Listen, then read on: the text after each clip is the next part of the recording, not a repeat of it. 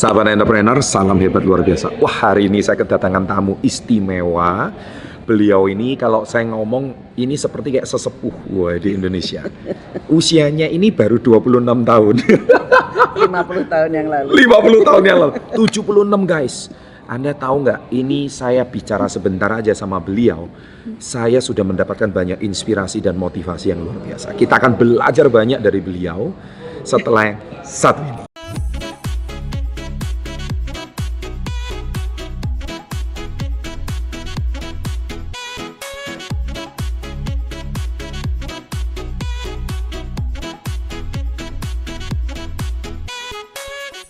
Oke guys, jadi sekarang kita ingin berkenalan dengan sosok yang sangat inspirasional, Ibu Tuti. Apa kabar Bu Tuti? Baik. Baik sekali. Kalau di channel kita, karena channelnya ini kita adalah channel extraordinary atau hebat luar biasa, boleh kita sapa dengan salam hebat luar biasa Bu Tuti. Boleh. Ya, salam hebat luar biasa. Bu Tuti, jadi gini ya, publik mengenal beliau itu sebagai seorang pengacara senior. Dan beliau ini adalah termasuk salah seorang law firm yang sangat senior, pendiri law firm ya. Jadi pengacara untuk corporate di Indonesia dan termasuk yang paling senior di Indonesia dan internasional ya. International law firm. Boleh kantor saya dulu namanya Hadi Putranto Hadinoto and Partners. Ya. Kita berafiliasi dengan satu law firm global, Baker McKenzie. McKenzie ya. Baker McKenzie bukan McKenzie Consultant ya. Oh, bukan McKenzie. Baker McKenzie itu adalah law firm global.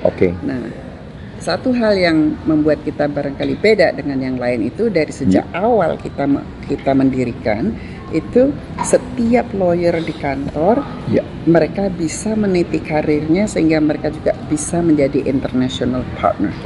Berarti kedudukan mereka akan sama rata dengan lawyer-lawyer di internasional. Luar biasa. Itu awalnya ya. Itu awalnya. Saya menjadi international partner di tahun 89. 89 international partner. Keren banget guys.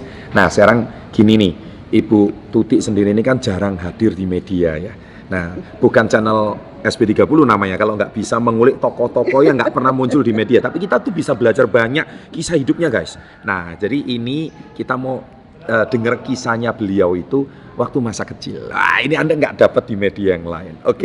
Bu Tuti lahir di mana? Magelang. Ayo, orang Magelang silakan tulis di kolom komen. Orang tuanya apa dulu? Apakah seorang pengacara, hukum atau gimana?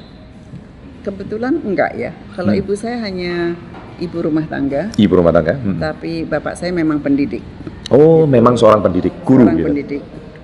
Guru pernah waktu zaman Belanda, tapi kemudian masuk ke Pedanka. Dulu namanya Pedanka. Iya, saya masih tahu itu Pedanka. Iya, zaman Pedanka ya. Sebelum beliau pensiun itu jabatan beliau adalah kepala dinas ya dulu namanya kepala dinas Pedanka Jawa Timur. Pedanka Jawa Timur. Kalau sekarang namanya Depdikbud mungkin ya. Oh, Pedanka.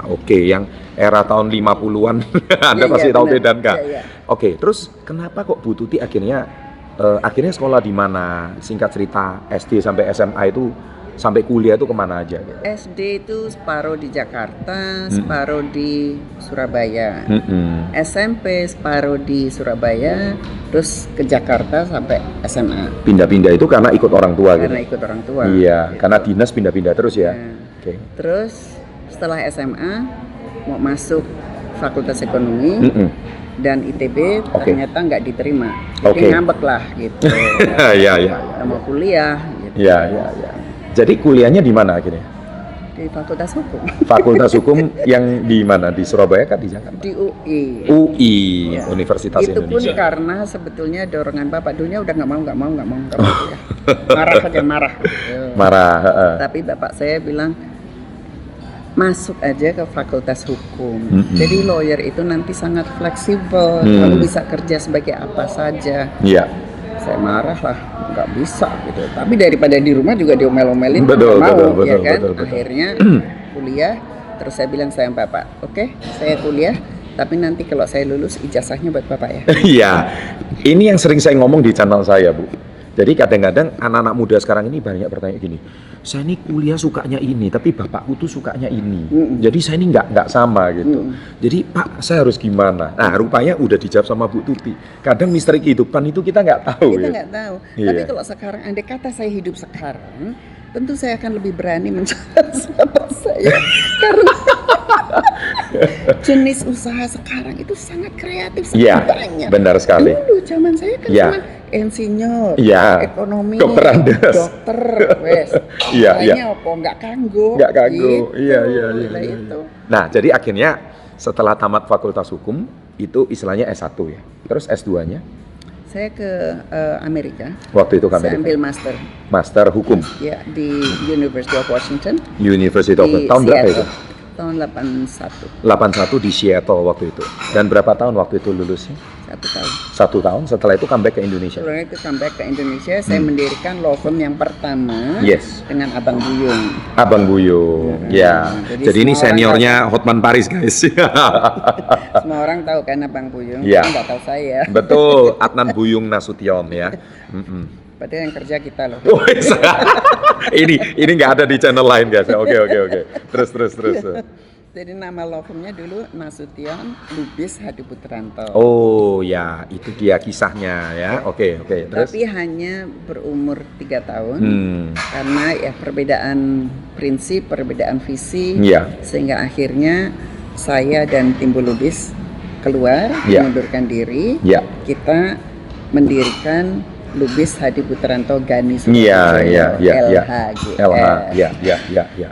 Dari tahun 85, Betul. tahun 89 saya mengundurkan diri. Oke. Bikin Hadi Putranto, Hadi Noto and Partners. Alright, itu Jadi- suatu sejarahnya seperti itu. Jadi 3 kali lah. 3 kali. Cukup pengalaman. Ini menarik, guys. Jadi artinya beliau ini sebagai salah satu international law firm ya, corporate lawyer yang sangat berpengalaman. Dan ya gimana sih pengalaman jadi lawyer itu kan kayaknya tiap hari berantem sama orang gitu, gimana itu? Gimana itu Kalau ceritanya? corporate bukan. Corporate enggak ya, beda ya, Enggak lah, bukan beda. personal ya. Saya tidak ke pengadilan. Di Oke. pengadilan itu saya merasa kurang cocok gitu ya, Iya. berargumentasi Betul, gitu betul. dengan dokumen yang kita milikin aja. Saya kok kurang serk gitu. Iya. Saya lebih senang membantu klien itu di dalam bisnis mereka. Corporate lawyer Iya, gitu. iya. Jadi kalau mereka mau bikin satu joint venture, Iya. saya bantu. Kalau mereka mau bikin atau mengakuisisi, saya bantu. Atau mereka mau merger, Iya. itu kita bantu. Atau mereka raising funds dengan Raising bonds, Dengan bonds, pasar modal lah mau ya. ke publik, Oh, I did the whole thing. semua ya. I did Itulah the whole thing. namanya corporate lawyer tuh seperti itu, guys. Dan- Oke. Dan memang setelah tahun 90 barangkali spesialisasi saya itu di pasar modal dan merger dan akuisisi. Oke, keren, guys. Ini pas ini. Kayaknya saya butuh konsultasi sama Ibu karena tahun 2025 bukan 2025 company saya mau TBK. Jadi kayaknya kita mesti undang Ibu sebagai konsultan kami. Oke, bicara lanjut tentang 2 sampai tahun 89. Terus singkat cerita, tadi saya sempat dengar Ibu ini mengidap kanker.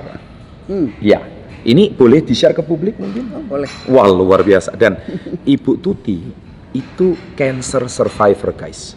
Jadi beliau mengidap kanker 3 kali dan sembuh. Dan sekarang sehat sekali. Boleh diceritakan itu kankernya 3 kali itu apa aja? Karena ini juga banyak penonton kita itu yang sakit. Ya, sakit dan artinya mungkin hilang hope.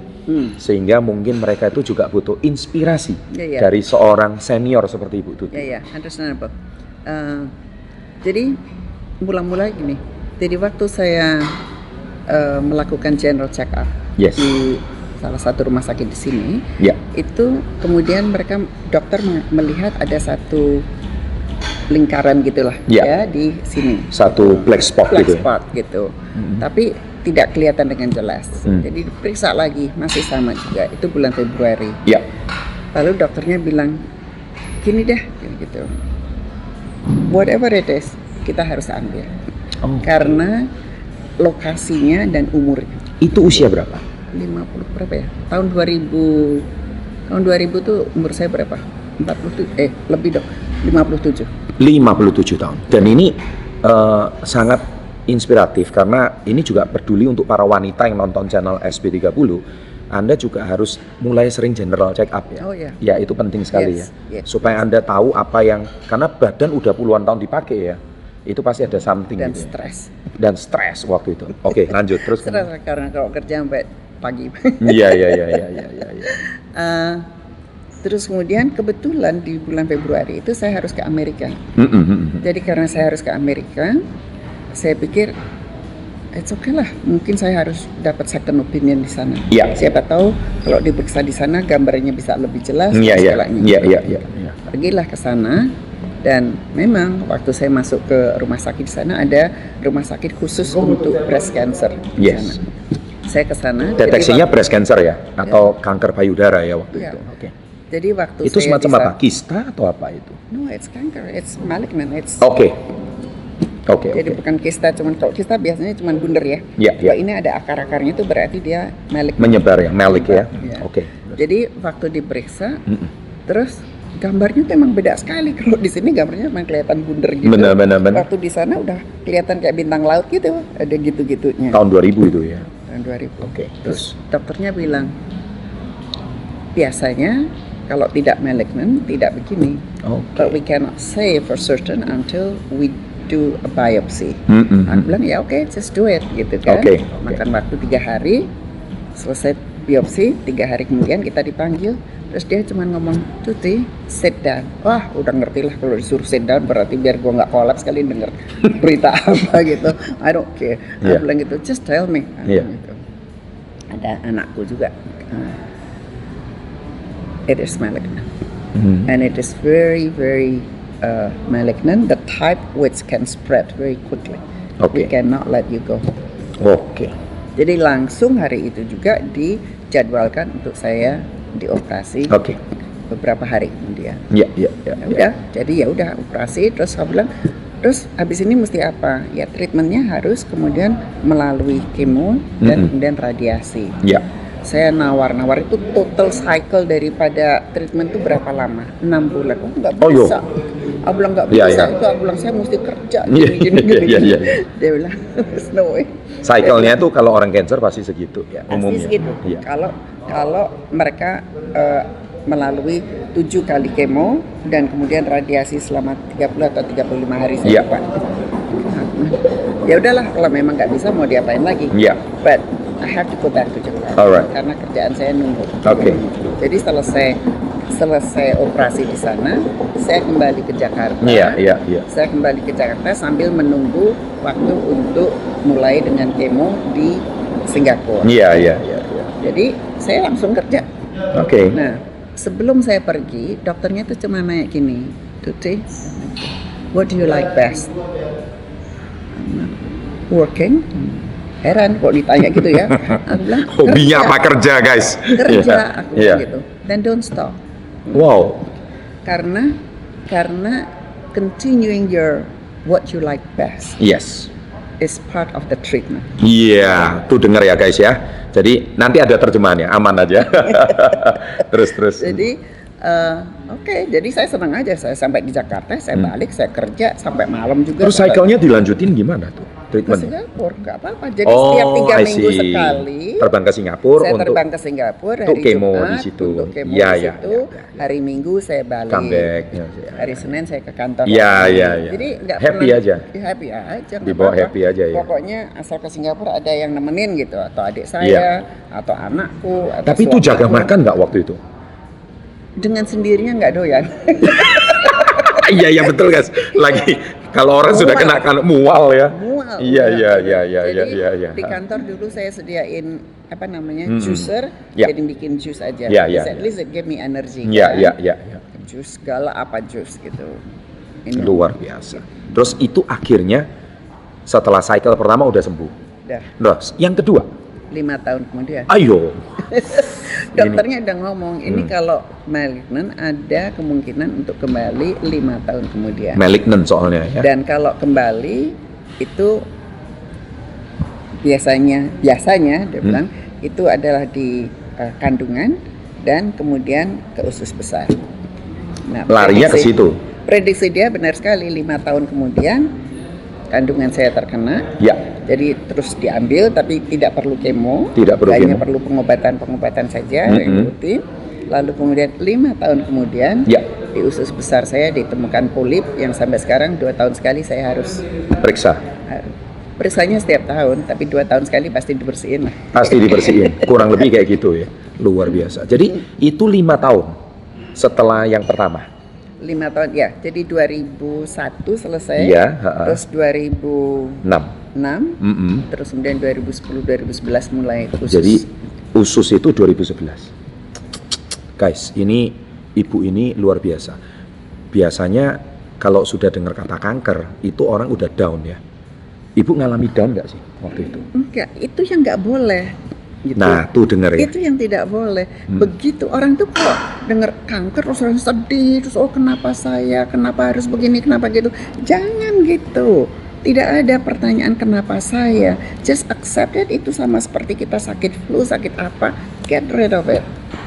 Ya. Jadi semangat itu harus ada, karena begitu kita ngomong kenapa saya, aduh sedih, gini, yang terjadi itu adalah negative hormon Emotion ya. keluar sehingga body kita tidak fight. Jadi body kita kan harus fight. Betul. Imun sistem kita yang melawan itu ya.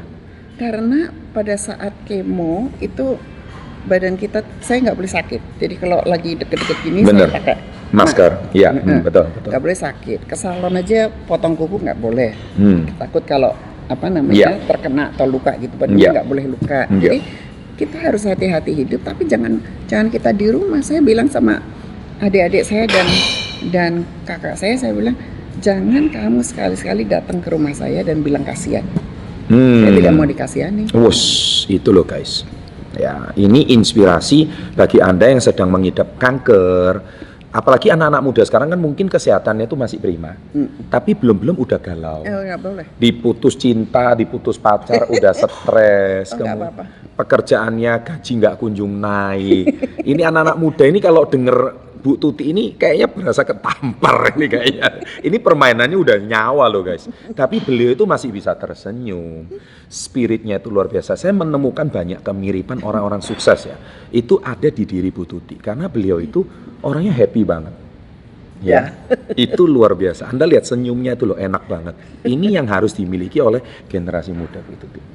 Ya. Positif itu ya. Itu penting sekali. Oke, menarik sekali kisahnya dan positif dan harus bekerja dengan passion. Dengan passion, penuh gairah guys ya. Ini yang satu hal. Jadi hobi itu harus dikerjakan dengan gembira gitu ya. Iya.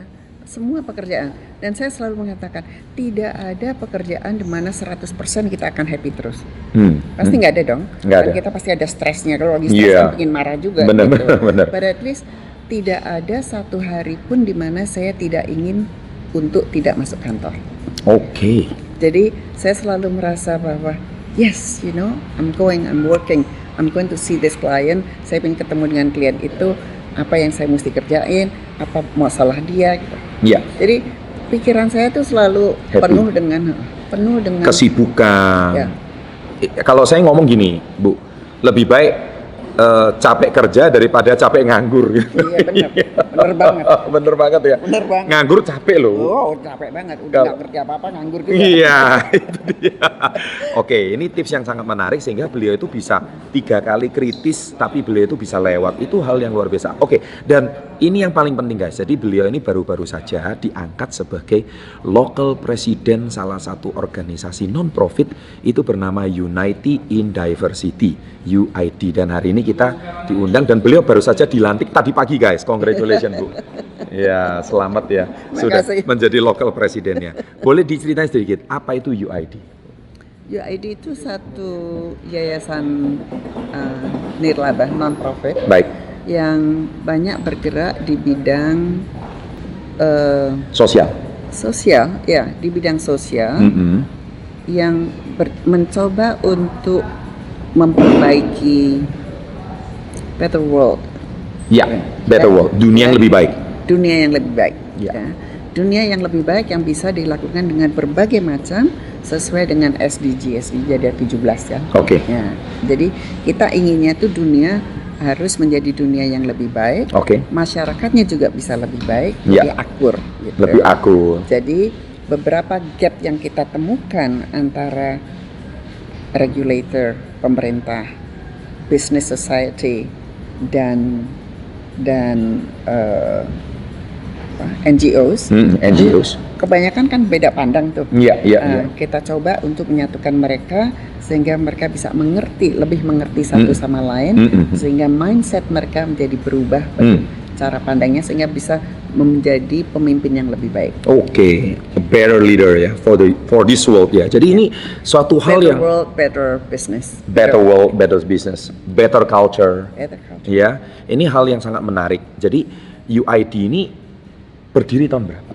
Tahun 2003. 2003. Didirikan oleh siapa? Didirikan sebetulnya oleh Syahri Nur Salim. Syahri Nur Salim. Dengan sponsor, artinya didukung oleh MIT dari waktu itu ya. Ya. Karena memang Syahri mempunyai hubungan yang sangat baik dengan MIT itu universitas. MIT dari Amerika. MIT Amerika, oke. Ya. Dan sejak itu banyak sekali aktivitas yang sudah dikerjakan. In the last 3 years especially, itu aktivitasnya untuk training leadership itu sangat-sangat banyak. Oke. Ya. Ada beberapa program di mana kita mentrain anggota DPR juga ada. Oke. Ya. Jadi Pak Kang Yoto itu ikut. Ya. Yoto kenal kan? Kenal Ya. sebagai ini tutorial di mentor di Lemhanas lah ya, salah satunya. Iya. Jadi kita bekerja sama dengan Lemhanas ya, untuk bersama-sama memberikan semacam pemantapan nilai-nilai kepada anggota DPR. Oh, Jadi, I see. untuk membekali mereka bagaimana mereka sebagai anggota DPR supaya bisa menjadi wakil rakyat yang lebih baik. Oke. Ya, kan? Berarti gini dong, harus mengerti esensi NKRI ini didirikan gitu ya. NKRI ya, tapi it's not in purely theoretical. Barangkali kalau orang hafal Pancasila apa, tapi pelaksanaan apakah itu di beda, lapangan itu beda nggak? Kan? Iya. Jadi perwakilan itu juga semua orang ngerti. Saya mewakili, tapi perwakilan yang sampai masyarakat sendiri nggak bisa ngomong itu kan dia kebangetan gitu. Iya. Harusnya namanya mewakili masyarakat itu ya harus ada hubungan juga dengan konstituennya. Harus ada juga gitu, ngerti gitu. Jadi tapi juga bukan hanya mendidik konstituen supaya dia dipilih lagi, bukan demikian juga kan. Karena kalau sudah menjadi wakil rakyat itu juga dia harus ingat sebetulnya dia wakil rakyat. Wakil rakyat. Bukan wakil politik atau golongan tertentu. Menarik. Oke, terus visi UID ke depannya itu apa? We have our vision ya, untuk kedepannya itu, tapi yang sekarang ini, jadi dari 2003 sampai 2013, 10 tahun pertama itu memang kita lagi sedang berdirinya dan aktivitasnya juga masih 1-2 gitu ya. Tapi setelah 2013 sampai sekarang ini aktivitasnya semakin banyak di bawah pimpinan Ibu Mari. Iya, betul. Dan the next things we will be doing another journey. Oke. Untuk rencananya membuat satu kreatif kampus di Bali. Oke. Tapi kampus ini bukan kampus dalam arti university. Iya. Kampus ini adalah tempat pembelajaran, tempat pelatihan. Experiential learning maybe. Not really that gitu, tapi konsepnya sekarang adalah it becomes a think tank, a policy lab. Ya. Oke. Jadi di mana semuanya bisa belajar bareng untuk membuat suatu kebijakan. Jadi seperti tadi yang saya katakan, kalau sekarang dengan program-program yang UID miliki itu adalah kita menyatukan kepentingan dari si pengusaha, si NGO maupun regulator. Oke. Dan kita juga memperkenalkan adanya suatu konsep untuk financing, kita sebut blended finance. Yang di luar negeri sudah banyak dilakukan. Dan di sini kita perkenalkan mulai tahun 2018 ya. Dan dengan bantuan Pak Luhut itu blended finance itu sekarang juga di Indonesia itu sudah menjadi suatu terminologi yang sangat diminati. Ya. Apa artinya? Artinya adalah finance itu kalau dulu kita ngertinya cuma dari hutang. Hutang itu bisa dari masyarakat, bonds, atau dari bank. Iya. Atau dari lembaga keuangan bank. Benar. Nah, blended finance itu adalah kita memfinance suatu project dengan finance tipe source of funding yang blended. Jadi bukan saja dari bank, bukan saja dari bonds gitu, tapi juga dari filantropis. Filantropis ya. Filantropis itu sekarang uangnya biasanya cuma dikasih sebagai grant.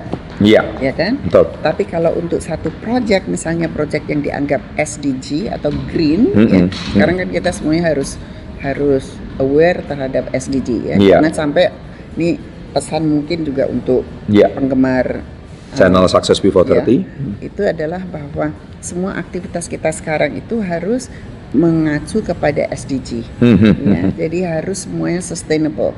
Harus semuanya itu long term. Jadi bukan short term just making money, but it's all sustainable. Dan dengan adanya blended finance misalnya ya, infrastruktur Indonesia itu kan banyak sekali biayanya. Kalau semuanya kalau semuanya dibiayai dengan APBN kan nggak mungkin gitu. Jadi dengan dana-dana dari luar, apapun itu namanya ya, green funds atau filantropis itu, dana tersebut bisa dipakai untuk membantu pembangunan yang SDG. SDG ya. Harus SDG. Kalau enggak mereka nggak mau. Oke. Karena semuanya itu saya bilang, semuanya itu sekarang bisnis apapun harus sustainable. Kalau tidak nggak akan laku. Nggak akan laku. Ya kan? Kan sekarang cuma kelapa sawit harus sampai traceability-nya. Apalah arti traceability-nya? Dari bibitnya, dari pupuknya, dari suppliernya, dari pengangkutnya, harus jelas. Semuanya harus jelas dan harus bukan mereka yang dianggap sebagai pelanggar hak atau pelanggar atau mempunyai perilaku yang tidak berkenan. Tidak berkenan. Ya. Nah, jadi juga hutan misalnya, forestasi. Ya, atau selain atau memelihara hutan dan mendidik masyarakat untuk mempunyai suatu aktivitas yang tidak merusak hutan. Ya, itu juga banyak sekali yang dilakukan oleh NGO dengan financing yang dari donor-donor ini. Menarik, sangat menarik. Jadi UID ini salah satunya lembaga ya, non-profit yang menjembatani itu. Memperkenalkan itu pada tahun kita mulai memakai atau memperkenalkan dengan apa namanya massive itu dimulai di tahun 2018 dan pada saat annual meeting dari IMF dan World Bank di Bali kita membuat satu side event ya, di mana berdasarkan side event itu kita mampu bukan kita yang create tapi at least menggalakkan sehingga millions of funds were created because of that activities. Luar biasa. Thank you guys. Ini sebuah wawancara singkat tapi sangat berbobot, bermakna, dan dari kisahnya Bu Tuti aja udah menginspirasi kita. Bagaimana seorang wanita ya kan, artinya bukan dari keturunan pengacara, tapi bagaimana beliau itu bisa melewati barrier-barrier itu semua sampai sekarang berusia 76 tahun dan beliau juga banyak masalah. Siapa sih nggak punya masalah dalam hidup, tapi beliau bisa melewatinya dan bisa menjadi sesepuh bagi kita semua, memberikan inspirasi bagi masa depan generasi muda bangsa. Dan sekarang beliau menjabat sebagai local president, and congratulations Bu. Terima kasih.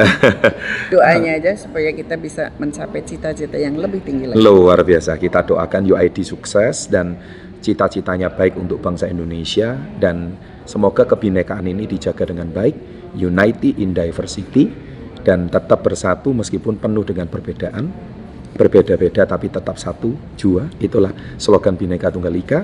Dan semoga Indonesia lebih banyak kader-kader orang-orang yang seperti ini menyerukan persatuan sehingga bangsa ini yang sering kali mau pecah belah tapi jangan sampai pecah belah. Mari kita mikirkan masa depan bangsa Dan saya percaya Success Before 30 ini juga salah satu channel yang mengedukasi bangsa supaya kalau kita terus berkarya, kita nggak sempat mikir mau perpecahan deh kayaknya.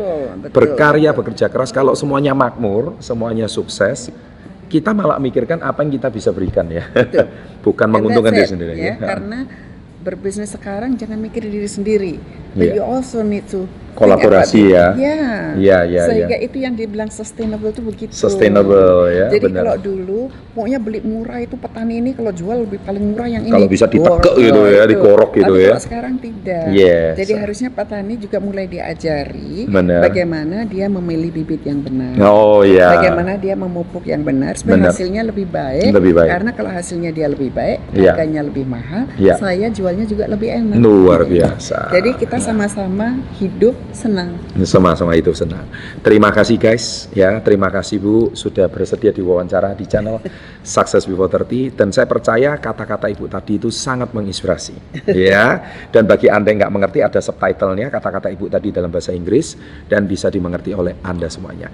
Terima kasih Bu. Terima kasih atas waktunya dan sekali lagi congratulations dan kita tutup dengan slogan kita tadi salam hebat luar biasa. Salam hebat luar biasa.